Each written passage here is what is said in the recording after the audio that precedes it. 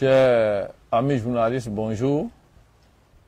Chers collaborateurs de la liste Sagesse, Solidarité, Santé, bonjour. Chers agents techniques des eaux et forêts de Côte d'Ivoire, bonjour. Chers Ivoiriens, bonjour. Chers internautes, bonjour. Ce matin, nous avons décidé de faire ce point de presse pour donner une information. Mon nom, c'est Aligou Touré. Je suis secrétaire général de l'un des syndicats du ministère des Eaux et Forêts. J'étais porte-parole, ancien ex-porte-parole de la Fédération des syndicats des Eaux et Forêts. Aujourd'hui, nous vous appelons ici dans un cadre mutualiste, ce n'est pas dans le cadre syndical. Après nos luttes syndicales, nous avons obtenu de l'État la création d'un fonds de prévoyance des eaux et forêts au ministère des eaux et forêts, pour tous les eaux et forêts. C'est-à-dire que les eaux et forêts qui sont au ministère des eaux et forêts, ceux qui sont au ministère de l'Environnement, à l'OIPR, et ceux qui sont à la Sceaux-de-Fort. Ce fonds-là est leur instrument de solidarité et d'entraide. Et depuis 2 mois, les élections des délégués ont eu lieu. Maintenant, le lundi 28 mars 2022, il y aura l'élection du conseil d'administration et après l'élection du président du conseil d'administration du Fonds de prévoyance des eaux et forêts, en abrégé FPF. Donc, pour un moment aussi historique de la vie de notre corporation, quelque chose pour laquelle nous avons rêvé, quelque chose pour laquelle nous avons lutté, quelque chose pour laquelle certains parmi nous ont lutté et malheureusement le sort a voulu que la mise en place ne leur trouve pas aujourd'hui en vie. Pour nous, c'est un événement très important qui ne doit pas passer inaperçu. Voilà pourquoi nous avons décidé de communiquer autour de cet événement. Mais nous communiquons parce que nous sommes candidats pour diriger cet instrument d'entraide et de solidarité. Donc, notre liste de candidatures s'appelle Sagesse, Solidarité et Santé, les 3 S. C'est une liste qui est portée par toutes les structures syndicales des différentes structures et ministères où se trouvent les eaux et forêts. C'est une liste qui est portée par tous les agents des eaux et forêts. C'est une liste qui est aujourd'hui l'espoir de cette corporation. C'est une liste qui propose un programme alléchant pour la gestion de cet instrument de solidarité. Et ce matin, notre point de presse est de présenter la liste à l'opinion nationale et internationale et donner le programme que cette liste-là a pour la gestion du Fonds de prévoyance des eaux et forêts. Comme tête de liste, c'est vos serviteurs, le lieutenant Aligou Touré, chef de cantonnement des eaux et forêts de Danané. Nous avons aussi le capitaine Touré Ange Mariette, qui est chef de service produits secondaires à la DPIF. Nous avons le lieutenant Ta Florent, qui est officier à la DR de Gagnoa. Nous avons Pléa Kédié, qui est chef de poste des eaux et forêts d'Assagué. Nous avons la sœur Amane Kakou Olga, qui est de la Sceaux-de-Fort et qui est chef de service unité de gestion forestière de Séguéla. Nous avons Kourouma Ablaï, qui est à la DR de Boaké, actuellement en formation à l'Institut Polytechnique de Yamoussoukro pour son cycle d'ingénieur de technique. Nous avons Ikpo José Fimet, qui est chef de poste à la direction des eaux forêts d'Aboisseau, dans l'un des postes de la direction des eaux forêts d'Aboisseau. Nous avons le sergent-chef Noble Coré Alain, qui est de l'OIPR, dans le ministère de l'Environnement, qui est commando forestier, qui est à l'OIPR d'Abidjan. Nous avons le camarade Soiré Bakari, qui est aussi de l'assaut de forêt ici, qui travaille au service de gestion au niveau de gestion des infractions au niveau de l'assaut de forêt. Et nous avons le dernier sur la liste, le sergent-chef Dongo Abel, qui est agent de contrôle au cantonnement des eaux forêts d'Azopé. Donc, voici présenter la liste. Comme programme, nous avons deux sortes de produits. Les produits qui sont obligatoires, dont l'adhésion est obligatoire, et les produits dont l'adhésion est facultative. Le seul produit dont l'adhésion est obligatoire, c'est la couverture sociale complémentaire santé. Dans cette couverture sociale complémentaire santé, il y a le cas des maladies et le cas de maternité. Nous, en tant que liste, nous proposons ceci. Nous allons prendre en charge le ticket modérateur des 30% du régime MUJEFSI. Parce que la MUJEFSI est une mutuelle qui prend en charge les frais de médicaments des fonctionnaires. C'est-à-dire que le prélèvement obligatoire des fonctionnaires qui a lieu par la MUJEFSI est aujourd'hui accompagné par la CMU. Son objectif, c'est que les fonctionnaires aient accès aux médicaments, aux soins. Donc, les fonctionnaires payent 30% et la MUJEFSI prend en compte les 70%. Donc, notre mutuelle, notre fonds va prendre les 30% que les fonctionnaires devaient prendre en charge. Donc, ce qui veut dire que dans les paniers, le panier des médicaments de la MUJEFSI, les eaux forêts auront ces médicaments-là à 100%. Maintenant, nous avons entamé déjà des discussions avec des prestataires médicaux pour discuter avec toutes les grandes surfaces, les grandes cliniques de la place, pour prendre en compte nos questions de consultation, d'examens médicaux et d'hospitalisation. À ce niveau-là, nous avons discuté avec eux pour que les frais de ces prestations soient réduits. Si les frais de ces prestations sont réduits, ça va nous permettre aux fonctionnaires et aux agents techniques des eaux forêts d'avoir accès aux prestations dans les cliniques à moins de coûts. Et au-delà des prestations telles que la consultation, les examens médicaux et l'hospitalisation, il y a ce qu'on appelle le panier de médicaments aussi. Nous allons avoir notre panier de médicaments spécifiques à nous, qui va prendre en compte les médicaments que la MUJEFSI et la CMU ne prennent pas en compte. Mais on fera de telle sorte que le coût soit moins pour que les eaux forêts vraiment puissent se traiter de façon efficiente et efficace. Et au-delà de ça, il y a ce qu'on appelle les consultations ophtalmologiques. Nous allons trouver un plafond. Après nos discussions avec le réseau avec lequel nous sommes en discussion, je pense que nous aurons le meilleur plafond des structures mutualistes aujourd'hui qui sont sur le terrain. Concernant aussi les consultations bucco-dentaires, nous allons les prendre en charge à près de 80%. Consultation, frais de consultation, consultation ophtalmologique et bucco-dentaire, frais de consultation seront pris en charge à 80%. Maintenant, il y aura un plafond pour les frais de lunettes. Maintenant, pour la maternité, toutes les consultations prénatales seront prises en compte à 100%, comme dans les autres fonds de prévoyance.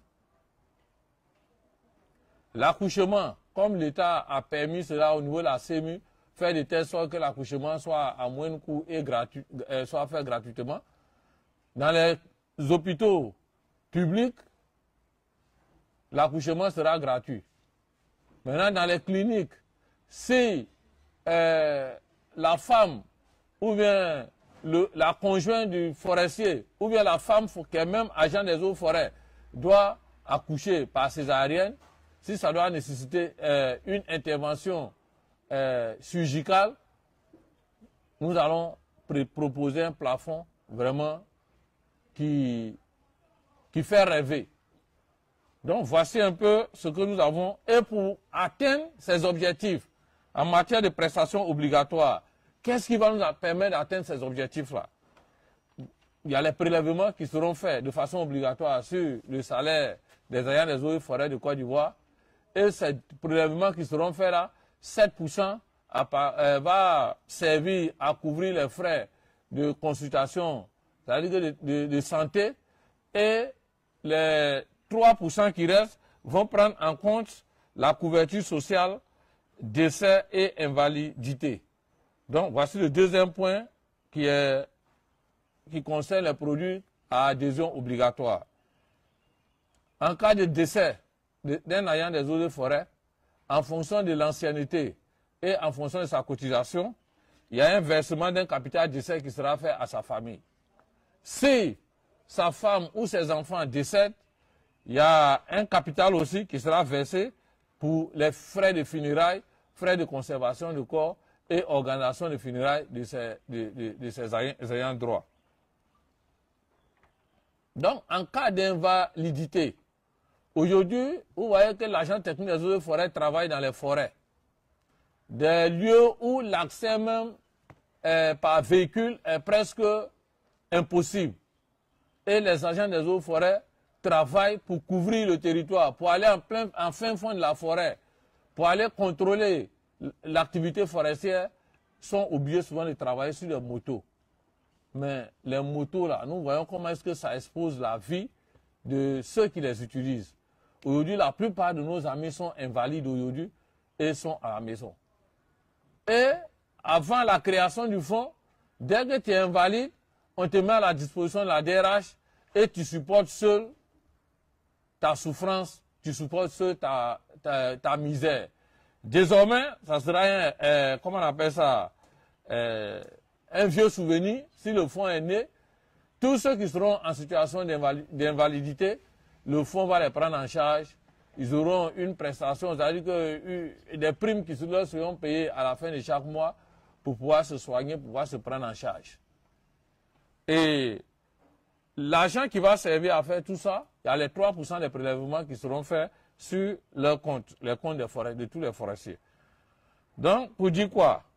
Que en cas de prestation obligatoire, les eaux forêts, vraiment, vont bénéficier de la couverture santé, vont bénéficier de la couverture sociale décès et vont bénéficier de la couverture sociale invalidité. Maintenant, il y a des produits facultatifs que nous proposons. La question de la retraite. Vous voyez que dans les autres corps, chez les policiers, chez les militaires, quand l'agent va à la retraite, on leur donne, quand on célèbre ceux qui doivent aller à la retraite pendant l'année là, on leur donne des enveloppes, des chèques de 10 millions, 5 millions, 15 millions pour d'autres. Mais cet argent qu'on leur donne, c'est la part de leur cotisation qu'ils ont fait au niveau de leur fonds de prévoyance. Cotisation facultative qu'ils ont fait au niveau de leur fonds de prévoyance. Donc, nous allons constituer ici une couverture sociale complémentaire retraite. Nous disons toujours complémentaire au niveau de la santé, c'est complémentaire parce que les régimes de base, c'est la MIGFC et puis la CMU. Donc, notre produit que nous allons créer va compléter ces régimes de base-là. Maintenant, concernant la retraite aussi, nous avons couverture sociale complémentaire parce que la retraite des fonctionnaires est gérée par la SEGRAE. Mais à notre niveau, nous allons mettre des mécanismes, des moyens pour que l'agent technique des eaux et forêts qui va à la retraite là, avant qu'il ne commence à rentrer en possession de sa pension, il faut qu'il y ait déjà quelque chose qui puisse le soutenir pour faire ses frais de dossier et attendre qu'il rentre en possession de sa pension. Et c'est ce que nous avons appelé couverture sociale complémentaire retraite. À ce niveau-là, nous allons verser une pension de retraite complémentaire par répartition aux ayants droit. Ce produit est facultatif, il est dit bien tout à l'heure. Donc, pour qu'on puisse mettre ce fonds-là en place, il aura une cotisation trimestrielle. Ça ne sera pas une cotisation mensuelle, par exemple la cotisation mensuelle. Il aura d'abord le prélèvement mensuel qui va couvrir tout ce qui est prestations obligatoires. Si les prestations facultatives auxquelles le forestier va se soumettre doit être aussi mensuel, ça va peser sur lui au niveau de son salaire. Donc nous avons trimestriel. Et trimestriel aussi, c'est expliqué parce que nous sommes en train de finir aujourd'hui le mécanisme, la mise en place de nos fonds de prévoyance, notre régime de recettes des eaux forêts, dont le paiement des primes sera fait de façon trimestrielle. Donc, de façon trimestrielle aussi, l'agent pourra s'acquitter de sa cotisation pour la mise en place de son capital complémentaire retraite. Et à ce niveau, nous allons aussi négocier la part patronale. Parce que nous sommes engagés par l'État de Côte d'Ivoire. Et à ce niveau-là, tout ce qui est produit de, comment on appelle ça, prestations sociales au niveau des mutuelles, le fonctionnaire peut demander à l'État de Côte d'Ivoire de payer une petite part quand même pour aider le fonds à fonctionner, ce que nous appelons le part patronal. Dans cette part patronale-là, nous allons pas prendre une partie pour donner aux retraités. Maintenant, ce qui va faire aussi, qui va renforcer le capital de ceux qui vont à la retraite, c'est les prestations que le fonds va engager dès qu'il est créé. Nous allons créer notre hôpital, nous allons créer d'autres produits qui vont apporter de l'argent au fonds. Et dans ces prestations-là, les bénéfices qui vont rentrer au niveau du fonds, une partie va servir à une répartition sur ceux qui ont servi au niveau du ministère des Eaux et Forêts, qui ont été membres du fonds et qui doivent aller à la retraite. Il y a un autre produit encore qui est facultatif, qu'on appelle accompagnement social du consommateur, la consommation ménagère à moins de coût, ou bien à coût réduit. Tout le monde pleure aujourd'hui, vous les journalistes, vous êtes au courant de ça. On dit que vraiment les denrées de première nécessité, les prix ont flambé. Mais nous, étant constitués en fonds, nous constituons aussi une clientèle que tout marché, supermarché ou grande surface va vouloir acquérir comme clientèle spéciale. Donc nous avons déjà commencé des négociations avec les grandes surfaces déjà de la place, certains grands marchés, pour qu'ils puissent constituer une ligne de prix, une ligne qui sera spéciale, une ligne de prix spéciale plutôt pour les eaux forêts de Côte d'Ivoire. Ça dit quoi? Si moi seul, je dois aller, en tant qu'individu seul à Ligou Touré, aller dans un supermarché, aller payer un sac de riz, on me dirait évidemment que le sac de riz coûte 16 000.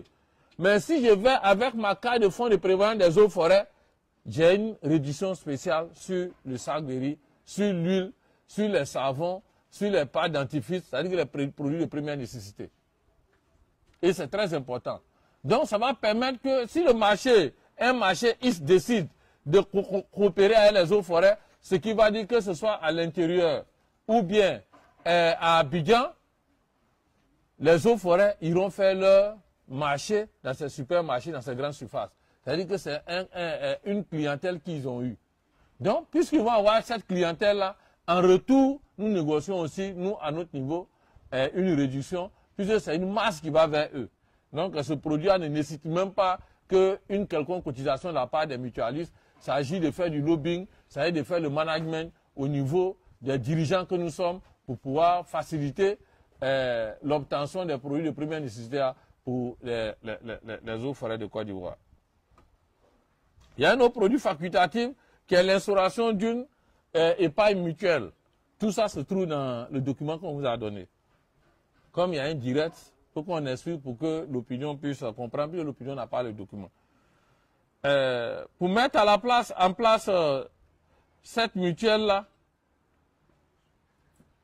il faut permettre qu'il y ait aussi une cotisation aussi qui sera aussi trimestrielle. Cette cotisation trimestrielle va nous permettre de financer l'achat pour ceux qui seront dans cette mutuelle, cette microfinance que nous allons créer au niveau de notre fonds, va leur permettre d'avoir accès à l'achat des équipements, de prendre maintenant ce qu'on appelle les prêts scolaires. Parce que quand on va prendre ces prêts scolaires là, avec les banques classiques de la place, les taux d'intérêt et les conditions de remboursement sont souvent contraignantes. Voilà. Donc, il faut que ces conditions qui sont contraignantes, on puisse éviter ces conditions contraignantes là aux eaux forêts que nous sommes. Ils vont aussi permettre aussi aux eaux forêts de prendre des prêts pour engager des petits projets qui puissent leur permettre d'avoir comment on appelle ça, une santé financière. Voilà. Du moins des fonds de prévoyance des militaires et puis police, ils ont leur microcrédit qu'ils appellent souvent dans leur jargon militaire 24 heures chrono. C'est-à-dire dès que tu déposes aujourd'hui ton dossier, en 24 heures on traite le dossier et puis on te donne le prêt que tu as demandé. Et ça va nous permettre d'éviter d'aller s'endetter dans les banques classiques et se soumettre à des conditions difficiles de remboursement. Éviter aussi que nos camarades aillent vers les magouillas qui vont prendre leur carte magnétique et vers la fin du mois, ils ne seront plus capables de nourrir leur propre famille alors qu'ils sont fonctionnaires. Et à ce niveau-là, je pense que la cotisation là va permettre qu'on puisse mettre en place cette microfinance qui va aider et donner des prêts aux fonctionnaires. Nous avons un fonds spécial d'aide à la formation. Nous sommes une corporation. Il faut permettre que ceux qui rentrent dans cette corporation aient un profit de carrière. Dans nos revendications syndicales, nous avons obtenu aujourd'hui l'ouverture des concours professionnels pour les eaux forêts de Côte d'Ivoire. Mais comment est-ce que l'agent technique des eaux et forêts de Côte d'Ivoire va présenter ces concours-là s'il n'a pas de diplôme? Mais aujourd'hui, avant que ce processus ne commence, certains agents commencent, ils restent dans la même catégorie, ils n'évoluent pas parce qu'ils se disent qu'en allant à l'école, ils vont prendre 2 ans, 3 ans, où ils vont vraiment payer les cours, où ils seront soumis à certains frais de documents, et puis ils ne travaillent plus, ils sont mis à la disposition, et ils ne vivent que de leur maigre salaire. En matière même de régie, les conditions de rétention de primes sont réduites. Donc vraiment, pour éviter que cela arrive et que les gens aient le courage désormais d'aller dans les écoles, d'aller dans les universités privées, dans les universités publiques pour aller se former, excusez, nous allons mettre en place ce qu'on appelle le fonds spécial d'aide à la formation. Et les cotisations aussi seront aussi trimestrielles. Ils ont un prélèvement trimestriel et le peu d'argent qui sera mis en place là va constituer un fonds. Nous allons aussi demander ce financement de ce fonds-là, nous allons demander aussi la part patronale. Parce que quand l'argent va se former, c'est l'État de Côte d'Ivoire qui vient servir. Donc il faut que l'État puisse participer au renforcement des capacités du fonctionnaire. Ça fait partie des droits que nous avons en tant que fonctionnaires. Nous avons nos devoirs, mais nous avons des droits. La formation, le renforcement des capacités du fonctionnaire est un droit que le fonctionnaire a. Donc nous allons mieux organiser ça au niveau de ce fonds-là et pour que nos camarades puissent avoir de l'aide à la formation pour aller se former. Je prends un simple exemple. Au niveau de l'ENA, l'ENA organise des concours de formation d'auditeurs libres pour tous ceux qui sont dans les forces de défense et de sécurité. Et quand on passe les concours, que les agents techniques des eaux et forêts sont admis, arrivés à l'ENA, ils sont obligés de débourser 1 million et quelques pour payer les frais de leur formation. Alors que les autres corps qui ont le concours, qui ont leur fonds de prévoyance, c'est le fonds de prévoyance qui endosse cette formation-là. Donc voilà, à ce niveau-là, voilà ce que nous allons apporter aux agents. Et il y a un autre produit que nous appelons. Il y a un autre produit aussi que nous appelons le projet immobilier. À ce niveau, voici le coordinateur, l'ancien coordinateur sortant de la FESEFSI. Quand nous sommes mis ensemble pour créer nos fédérations de syndicats, nous avons trouvé utile de penser au bien-être des agents techniques des eaux et forêts. Et nous avons constaté que, avec l'harmonisation du taux de logement, le président de la République ayant augmenté le taux de logement des fonctionnaires, des corps habillés, il était question que nous puissions utiliser ce taux de logement-là pour permettre aux fonctionnaires d'avoir un toit. Et nous avons discuté avec les structures de la place qui sont prêts à nous accompagner. voilà, qui sont prêts à nous accompagner dans un projet immobilier fiable où ne serait-ce, il n'y a pas de, comment on appelle ça, apport initial, et ce n'est que le bail du fonctionnaire qui va lui permettre de payer la maison au fil des années.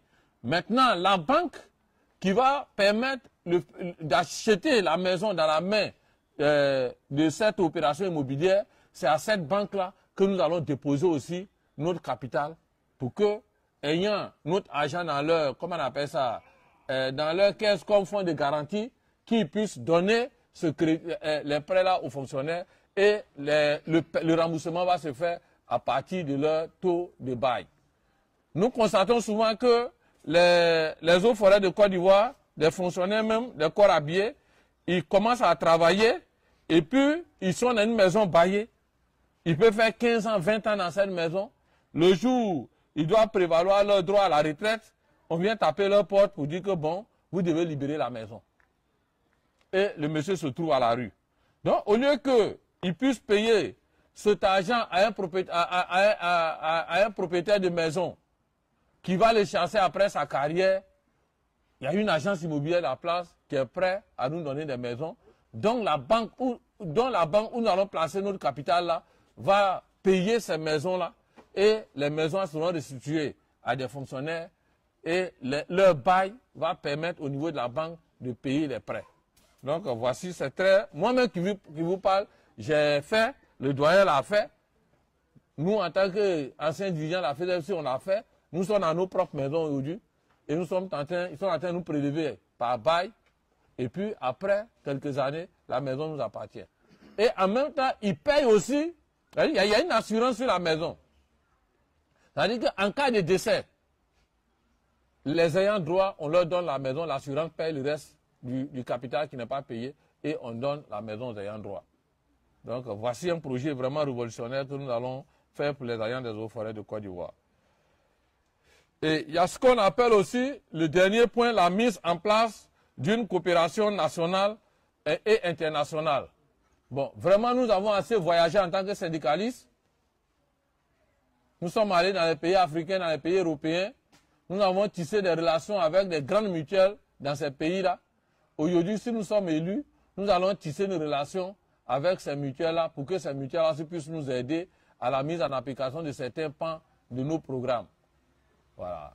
Un pan social tel que la construction de l'hôpital des eaux forêts, je pense que cette coopération va nous permettre d'avoir le minimum pour qu'on puisse le faire. Bon, les gens diront, votre projet programme est très alléchant, mais comment vous allez réaliser tout ceci? Ce n'est pas seulement avec le prélèvement qui sera fait sur, comment on appelle ça, le salaire des fonctionnaires. Au niveau de notre régie de recettes, qui va maintenant au trésor, 7% de la part de cette régie-là va venir dans le fonds. Mais au-delà de cela, nous avons tout à l'heure dit qu'en tant que leader, nous allons négocier la part patronale, mais il y a ce qu'on appelle aussi le placement des capitaux. Aujourd'hui, il y a des banques qui acceptent le placement des capitaux et qui prennent ce capital-là pour aller travailler au niveau de la bourse des valeurs. Et ça engrange vraiment assez d'intérêt. Donc, notre argent que nous allons placer à la banque là, c'est de l'argent que la banque va travailler avec et en retour, on aura un taux d'intérêt qui va nous permettre aussi de couvrir nos prestations. Mais en même temps, notre capital étant avec la banque et que la banque travaille à notre capital, la banque donnera aussi des moyens pour que nous puissions mettre en application notre programme que nous avons. Et nous avons déjà discuté avec une banque de la place, les discussions sont avancées, cette banque-là est prête à nous accompagner. Le dimanche, quand nos délégués vont venir à Abidjan, que nous allons avoir un entretien à nos délégués, toutes ces structures que nous parlons là, ces structures seront là. Nous n'allons pas faire de publicité de structures ici, mais ces structures seront là, ils vont entretenir nos délégués. Donc voici un peu, en quelques lignes, nos programmes. Maintenant, quand tu as le programme, il faut que tu aies un plan d'action. Voilà. Comment ce programme-là sera mis en action? La première année, que nous appelons exercice 1, c'est-à-dire que dès que le fonds, nous sommes élus, nous allons mettre d'abord les structures du fonds en place. Voilà. Appel à la candidature pour la nomination d'un directeur général, appel à la candidature pour la nomination des adjoints des directeurs, appel à candidature pour ceux qui vont travailler au niveau du fonds. Vraiment, ça ne sera pas affaire de camaraderie pour dire que oui, parce que le PCA ou bien l'administrateur Pléa est mon grand frère, mon frère, ou bien est mon secrétaire général du syndicat, qu'il va venir travailler au niveau du fonds. Non. C'est des personnes compétentes que nous allons prendre pour que ces personnes compétentes puissent mettre en application nos programmes. Et la première année, nous allons commencer par la couverture sociale complémentaire santé. Nous allons prendre aussi en compte la couverture sociale complémentaire retraite. Nous allons faire l'accompagnement social pour la consommation ménagère à moindre coût. La première année, nous allons instaurer l'épargne mutuelle. La première année, nous allons mettre en place la couverture sociale décès et invalidité. La première année, nous allons commencer la construction de nos sièges. Parce que dès que nous allons commencer, nous allons louer un local où nous allons rester pour le moment, mais il faut que nous puissions construire nos sièges. Puisque nous sommes en contact avec les opérateurs, l'opérateur immobilier plutôt, cet opérateur-là va faire l'étude pour faire le plan de notre siège et avec notre collaboration et la coopération, la collaboration franche qui va se passer entre nous, on va commencer déjà la construction. Et la banque aussi, où nous allons déposer nos capitaux là, est prête à financer ce processus-là. Et deuxième année, ce que nous appelons l'exercice 2, ça sera la deuxième année de mandat, nous allons créer le fonds secours. Qu'est-ce que nous appelons le fonds secours? Le fonds, la création d'un fonds de secours, aujourd'hui vous voyez qu'il y a des travailleurs qui tombent malades. Ils sont victimes d'une pathologie. On n'arrive pas à soigner cette pathologie en Côte d'Ivoire. On leur dit non, pour être traité là, il faut que tu partes en Tunisie, il faut que tu partes au Maroc, il faut que tu partes en France. Bon, quelqu'un qui a le niveau de salaire que nous avons en tant que fonctionnaire, comment ce dernier peut aller se traiter en Tunisie, en Maroc, au Maroc plutôt, et en Europe? Mais il sera livré à la mort. Et quand il décide même de traiter sa pathologie ici, le traitement coûte tellement cher que nos assureurs privés là, ils ont un quota que tu ne dois pas dépasser.